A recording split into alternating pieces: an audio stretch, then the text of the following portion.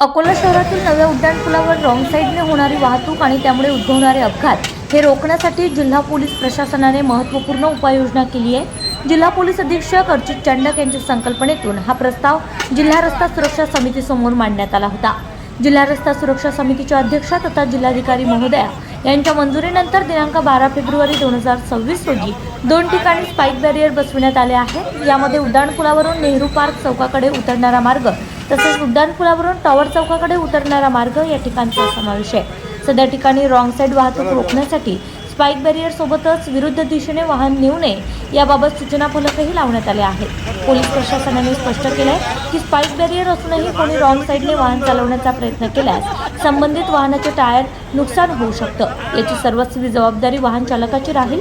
तसेच शहर वाहतूक शाखेमार्फत दोन्ही ठिकाणी नियमित पोलीस बंदोबस्त ठेवण्यात येणार असून नियमांचं उल्लंघन करणाऱ्यांवर मोटार वाहन कायद्यानुसार कारवाई करण्यात येणार आहे। शहर वाहतूक शाखेने सर्व नागरिक व वाहन चालकांना आवाहन केले की वाहतूक नियमांचं काटेकोर पालन करावं व रॉंग साईड वाहन चालवून स्वतःच्या तसेच इतरांच्या जीवितास धोका निर्माण करू नये।